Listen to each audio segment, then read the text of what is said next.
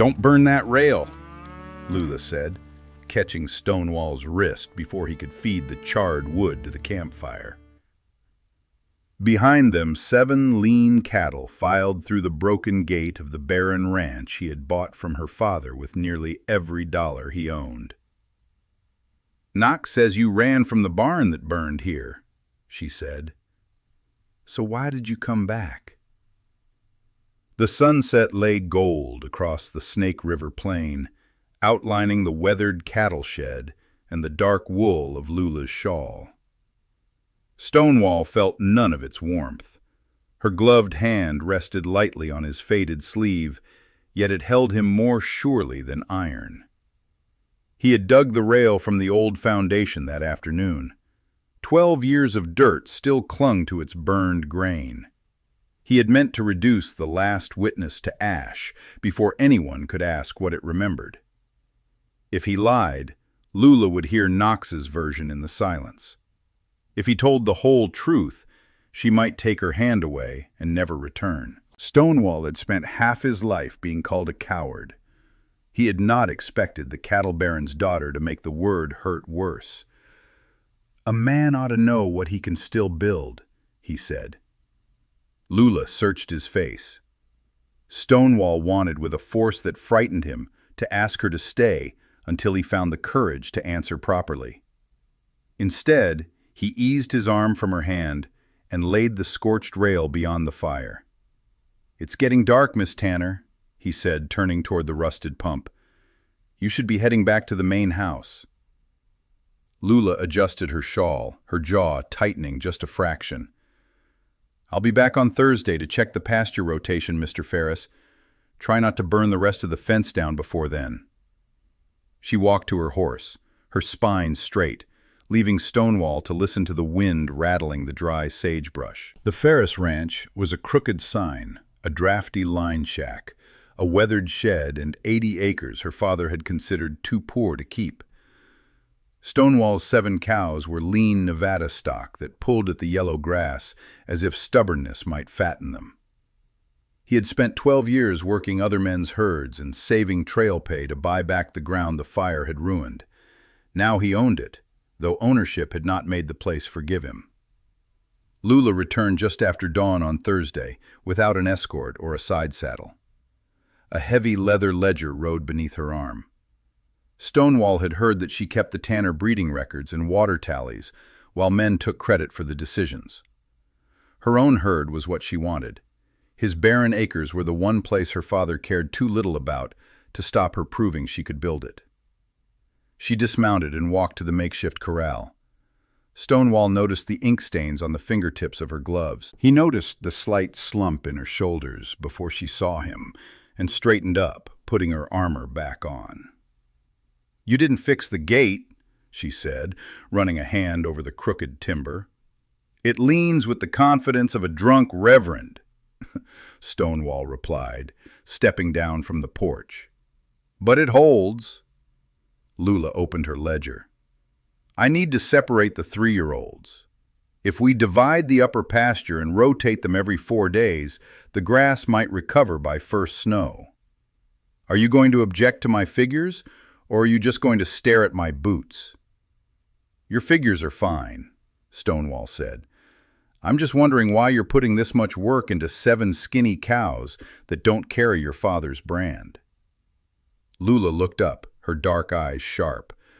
"Because they don't carry his brand. And because I want to see if my system works. If you think I'm here to spy for him, or if you think you can use my presence to get credit at the bank, tell me now so I can ride home." "I don't want your father's money," Stonewall said, "and I don't want his credit." She held his gaze until the suspicion eased into something more tired than hostile. Stonewall knew that look. It belonged to someone already judged before speaking. "Show me the upper pasture," she said. The uneasy truce held until Saturday, when Stonewall drove his buckboard into town for supplies. The feed store smelled of burlap dry corn and old dust. Florinda Whitaker, a widow who ran the place with a sharp tongue and a fair scale, was sweeping the porch. Inside, Knox Osborne leaned against the counter with several tanner hands around him. Knox had broad shoulders, a silver pocket watch, and a voice meant to gather witnesses. "Well, if it ain't the Barren of the Dirt Patch," Knox said, smiling thinly. Stonewall ignored him, setting his empty sacks on the counter. "Need 100 pounds of feed corn, Mrs. Whitaker, and a sack of rock salt." Knox stepped closer. "You paying with silver, Ferris? Or are you hoping Miss Tanner's visits are going to open a line of credit for you?" He looked at the hands, raising his voice. "Man runs from a burning barn 12 years ago, leaves a good outfit to turn to ash. And now he thinks he can sweet-talk the boss's daughter into buying his winter feed." The silence in the store was heavy. Stonewall felt the old familiar heat rising in his neck. He didn't look at Knox. He looked at Florinda, whose face had gone carefully blank. "I'm paying cash," Stonewall said, pulling a small leather pouch from his coat. "For now," Knox sneered. "But everybody knows what you are, Ferris. You're a coward looking for a shortcut." Florinda set her broom against the wall. "Careful, Knox. A man who tells the same tale too often may forget who else remembers it." Knox's smile thinned. Before he could answer, Lula spoke from the doorway. "Mr. Osborne." She stood there with her parasol closed and her posture rigid. She walked into the store, ignoring the ranch hands who scrambled to take their hats off, and stopped shoulder to shoulder with Stonewall. "Mr. Ferris is providing land for my 10-day pasture trial," Lula said, her quiet voice carrying farther than Knox's. "I am running it. If those cattle hold their weight through next week's gathering, my method is sound." She turned slightly. "Are you questioning my judgment, Knox?" Knox's jaw tightened. "No, Miss Lula. Just looking out for your father's interests." "My father's interests are at the main house," she said. "Mrs. Whitaker put the rock salt on my personal account. Mr. Ferris will pay for his corn."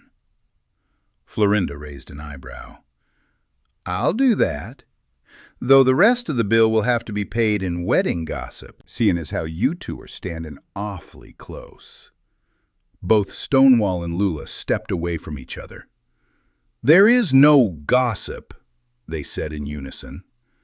Florinda chuckled and dragged the salt sack across the counter. Outside, Stonewall loaded the wagon. Lula stood by her horse. "You didn't have to do that," he said, adjusting the harness. "He's just talking wind." "He's trying to humiliate you to control me," Lula said. She wasn't looking at him. She was rubbing her wrist, a nervous habit he was beginning to recognize. "I won't have my work derailed because Knox Osborne has a loud mouth." Stonewall paused his hand on the leather strap.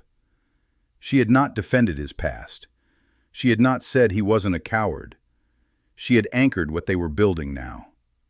It was a business arrangement, he told himself.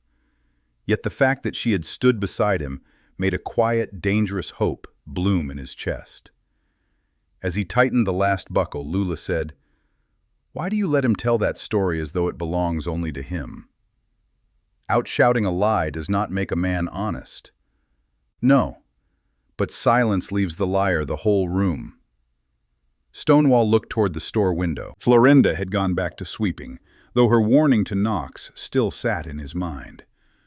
"Some rooms made their choice years ago." Lula rested one hand on her saddle. "Then give them something truer to remember now." She mounted before he could answer. Stonewall watched her ride away and understood that she was not asking him to polish his name for her. She was asking him to stop surrendering it to men who had never earned the keeping of it. The work began in earnest. Every dawn they counted the cattle. They shifted the wooden salt trough to draw the herd across the dry sagebrush. They marked badger holes with stacked stones. On the fourth morning, Lula was determined to push the herd toward the eastern boundary. Stonewall rode beside her, watching dust kick up around her horse's hooves. "We can't use the east section. The grass is thicker there," Lula countered, opening her ledger even as she rode. By my figures, it is the only way to carry them through the week." Stonewall didn't argue. He rode ahead and stopped near a slight depression in the earth. When she caught up, he pointed at the ground. "Mud Creek." Beneath the deceptive layer of dry grass, the earth was dark and soft. "It runs under the grass from the river," Stonewall said. "A horse can cross. A cow will sink to the knee, panic, and break a leg. One animal is too many." None of Lula's maps showed the hidden sink. She closed the ledger, crossed out her eastern line, and redrew the route around the mud without excuse. That quiet correction impressed Stonewall more than being right would have. Then he saw the dark crescents beneath her eyes and the callus where the pencil rested. She was not playing rancher. She was working herself hollow to be treated as one. "You may look pleased," Lula said without lifting her head. "You may not say I told you so." "Wasn't planning to." "That is almost disappointing." Stonewall hid a smile beneath the brim of his hat. It was the first joke she had offered him, and he carried it home like something fragile. The next day, the plain baked hard beneath the sun. Lula watched figures in cattle so closely that she forgot herself. By afternoon, her lips were cracked, yet she was too proud to ask for water and too stubborn to quit early. The next morning, Stonewall saddled his gentlest roan, tied a full canvas water bag to the pommel, and tucked 3 cornbread biscuits into the saddlebag. He left the horse where Lula changed from buggy to saddle and rode out before she arrived, so she would not have to thank him. When she found the roan, she paused with one hand on the water bag and looked across the scrub toward him. She did not wave. She mounted and began the count. At noon, they met by the rusted trough. Lula dismounted, flushed from the heat but steady on her feet. She pulled the cotton cloth from her pocket and handed him one of the biscuits. They ate shoulder to shoulder beneath the windmill. She had saved the largest biscuit for him. Stonewall had not known a kindness could be returned so neatly, or make the empty shack behind them feel less empty. "The roan favors you," he said. "The roan favors the water bag." "Then we share an excellent understanding of his character." Lula laughed into her biscuit.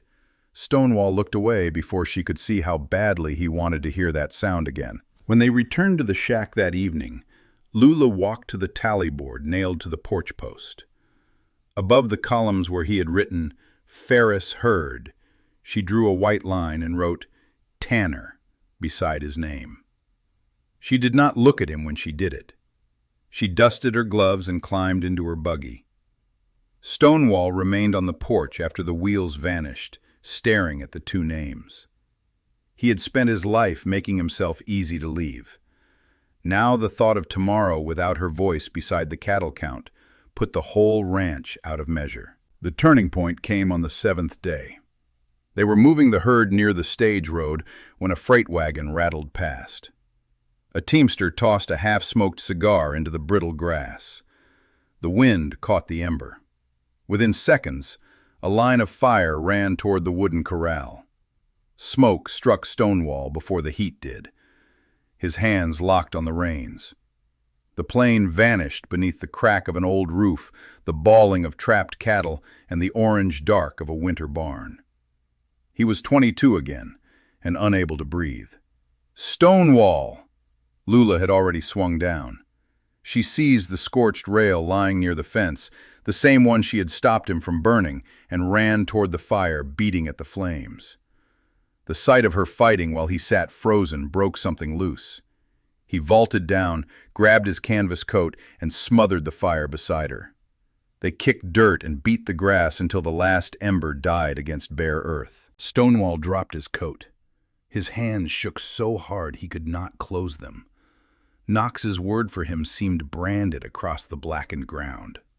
Lula stood a few feet away, soot on her face, breathing hard. She let the rail fall. "Are you burned?"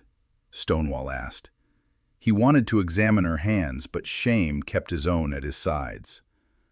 "I'm fine." Her eyes searched his face. "Stonewall, what happened 12 years ago?" He could lie. He could blame the smoke, but he was done hiding inside half the truth. "I knocked the lantern over," he said. "It was winter. A calf was sick. I brought a kerosene lamp too close to the hay to keep it warm. I fell asleep and the wind took it." He forced himself to meet her eyes. "The fire was my fault." "Knox said you ran." "I didn't run." Anger cut through the shame, then faded. "I went back for the miller boy and as many cattle as I could reach, but the lantern was mine. Every animal I drove out sounded like the ones I could not save. Telling people I went back always felt like asking praise for a disaster I caused." He looked toward the old foundation. "The family lost the barn and most of the herd because I was careless. I bought this ground because I thought making something live here might pay part of what I owed." He stepped back. "You should not tie your herd to a man who freezes its smoke." Lula crossed the blackened strip, closing the distance he had made. "I don't need a man who has never made a mistake," she said. "I need a man who doesn't walk away before he's forgiven." Her gaze moved toward the cattle. "My father has spent years deciding what I may risk because he calls it protection. Do not honor me by making the same choice for me. Tell me the truth, then let me decide what it costs." Stonewall looked at her, stunned. He had shown her the wound he guarded most closely, and she had planted her boots beside it. "The trial is in 3 days," Lula said. "Are you going to be here to count the cattle, or are you going to run from me?" "I'll be here," he whispered. The fragile peace shattered the next afternoon. Stonewall was repairing a harness when Knox rode into the yard with 2 tanner hands behind him. Knox did not dismount. "Ferris," he said, "Mr. Tanner sent me with an offer for his daughter." "She's not here." "I know. That's why I'm talking to you." Knox rested his hands on the saddle horn. "The boss is willing to give Lula charge of the North Valley herd. 1,000 head. Her own house. A real place in the family business." Stonewall's jaw tightened. "Tell her that. There's a condition. She drops this dirt patch, the trial. And you." Knox leaned closer. "You think she stays because she respects you? She is using your land to prove a point to her daddy. The minute he gives her what she wants, she is gone. Don't drag her down because you're lonely." Knox tipped his hat and rode out. Stonewall stood before the tally board long after the hoofbeats faded. Ferris/Tanner. 1,000 head meant the authority Lula had fought for. He told himself that pushing her toward it would be sacrifice, not fear. Then he lifted her ledger from the porch table. His thumb passed over a dark smear where her ink-stained glove had marked the leather. For one weak moment, he imagined keeping the book until she came back for it. He imagined the roan waiting by the gate, and her name still bright on the board. Then he told himself that returning what was hers was the only decent thing left in him. The lie hurt because it sounded so much like duty. When Lula arrived the next morning, Stonewall waited by the gate. The roan was not saddled. No water bag hung from the pommel. He handed her the ledger. Lula looked at the book, then at him. "What is this?" "Your father made an offer. The North Valley herd. It's what you wanted. You don't need to finish the trial here." Her face went pale. "Knox came here, and you listened to him." "He made sense." Stonewall put his hands in his pockets so she would not see them shake. "The grass held. You proved your point. You don't need to come back." Lula gripped the ledger until her knuckles whitened. Hurt flashed into fury. "You coward," she said quietly. Stonewall flinched. "You think you're being noble," she demanded. "You think you're protecting me. You just did exactly what my father has done my entire life. You decided what was best for me without asking what I wanted." "Lula, Don't. You do not get to push me away and call it a favor. I didn't ask you to save me, Stonewall. I asked you to stand next to me. She snapped the reins and drove away in a cloud of dust. Stonewall wiped her name from the tally board. He left the dividing line and the blank space beside it. The ranch had never sounded so empty. That night, he found the roan nosing the empty water bag by the gate. Stonewall untied it and carried it inside, then set Lula's unused cup beside his own before realizing what he had done. He put it back on the shelf. A moment later, he took it down again. He had spent years believing loneliness was the fair price of his mistake. What he had done to Lula was worse than loneliness. He had taken the one thing she had trusted him to protect her right to choose and used his shame to excuse it. By morning, he knew an apology would not be enough. He would have to stand where she could refuse him and tell the truth without arranging the answer first. On the 10th and final morning of the trial, Stonewall was awake before dawn. He made coffee he did not drink and walked to the corral. The grass had held. The mud creek was safe. Lula's figures were right. Stonewall was entirely alone. He heard the hooves before he saw them. Through the morning mist came 8 prime heifers. Lula rode behind them in a heavy canvas coat, her hair tied back roughly a long line coiled in one hand. Stonewall dropped his coffee tin. Lula drove the cattle into the holding pen, shut the gate, and dismounted. She stopped a few feet from him. "Those are mine," she said, breathing hard. "My father gave me the choice between 3 years of wages and 8 heifers after I demanded the reckoning in front of his bookkeeper. I took the heifers." "He'll disown you." "Let him. I will not manage his North Valley herd while waiting for him to overrule me. I am building my own herd. Here." Stonewall stepped toward her, then stopped where she could choose the remaining distance. "I gave the ledger back because I was afraid," he said. "I needed you more than I knew how to bear. So I chose for you before you could choose against me. That was cowardice, Lula, not the fire." Her shoulders lowered slightly. "I wasn't going to leave." He let his hand fall rather than presume forgiveness. "How do you want to run them?" "We mix them. Lower pasture for 2 days, then move them up. Together."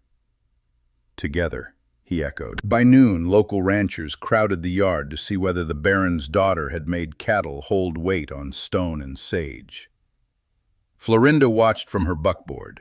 Knox sat near the gate on a tall gelding, scowling. Lula read the weights from the tally board. The cattle had held. Her pasture plan worked, and doubtful silence turned to approving murmurs. An older rancher near the fence asked whether Tanner grain had carried them through the trial. "No," Lula said. "Mr. Ferris paid for the corn they received.